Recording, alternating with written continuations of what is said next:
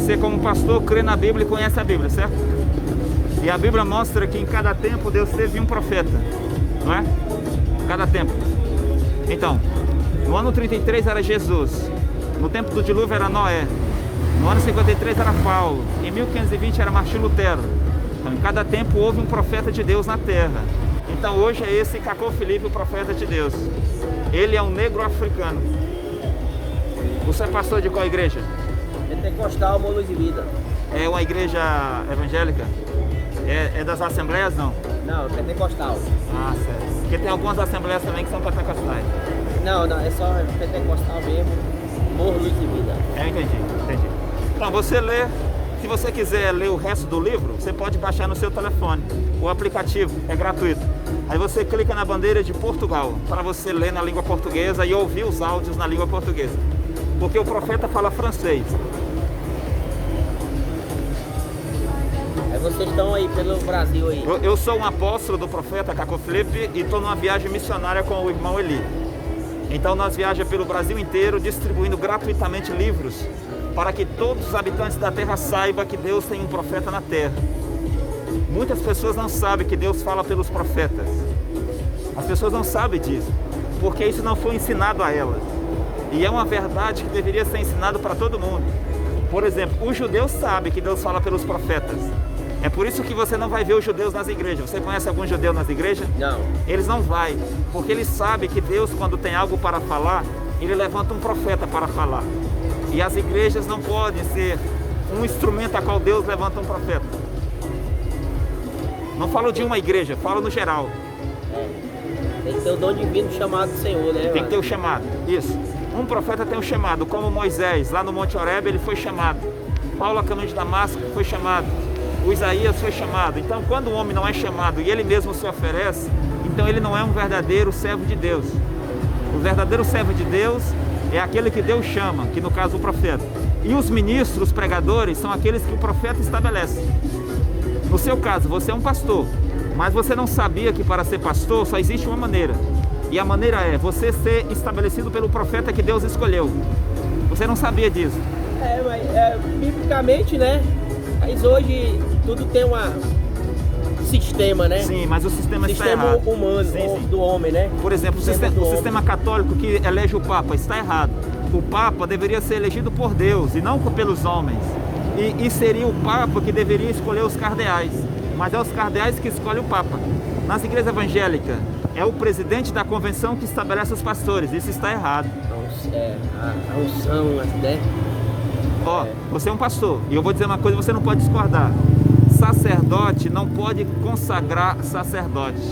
Se você ler todo o Antigo Testamento, você não encontrará nenhum sacerdote consagrando outro sacerdote. Leia o Novo Testamento. Não existe. Deus estabelecia o profeta e o profeta ungia os sacerdotes e ungia os reis de Israel. Jesus, o profeta, estabeleceu 12, depois 70. João Batista, o profeta, estabeleceu os seus. Paulo estabeleceu os seus, entende? E Paulo mandava o Timóteo, o Tito estabelecer outros. Mas Paulo era o profeta. Ninguém poderia ser verdadeiro pregador a não ser que pregasse a mensagem de Paulo e fosse estabelecido por Paulo. Mas eu perguntaria, hoje, os grandes pastores aqui, dessas grandes igrejas que nós vimos, quem os estabeleceu para ser pastor?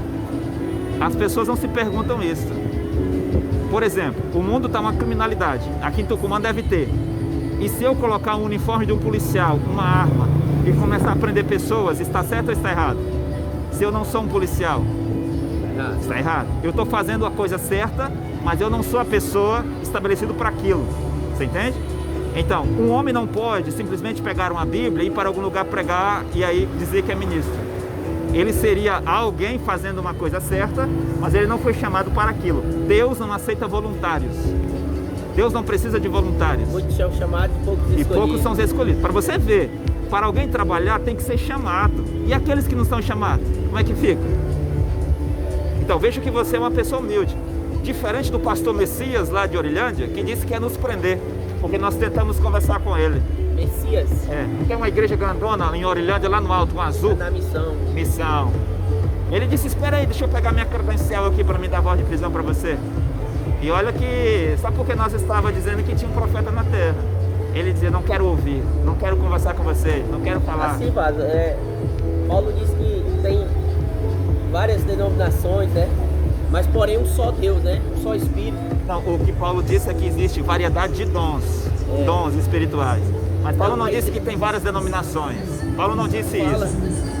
Não, ele diz assim, existe uma variedade de dons, mas Deus é um só. Então um pode ser profeta, o outro pode ser evangelista, o outro pode ter dom de línguas. Aí assim, Vaz, por exemplo, o senhor tem a sua liberdade, né, de doctrina religiosa, né? O senhor tem a sua crença, a sua visão, então quem sou eu pra, entendeu? Querer lhe julgar ou querer lhe corrigir, entendeu? Isso aí é uma coisa que eu sempre falo para os meus irmãos, que uma coisa que não deve de maneira alguma você perder o seu tempo é para uma pessoa que ela já tem uma visão fechada. Às vezes vai ser às vezes não, ao homem é impossível você mudar a concepção dela, a visão dela, já que ela já tem aquela cauterizada, aquela visão espiritual, religiosa dela. Então, é igual, eu sempre falo isso, eu prefiro perder meu tempo com pessoas que querem aprender, que querem aprender, né, o Senhor, a palavra dele, do que eu chegar e debater com o sistema, qual a visão de outra pessoa, me livre. Então, eu, por curiosidade, eu perguntei o que era, né? E eu queria saber, sim, ué. Certo. Não tenho nada contra isso. Ok. Eu agradeço a sua atenção. Amém, meu amigo. Obrigado. Deus abençoe na Deus te viagem. bendiga.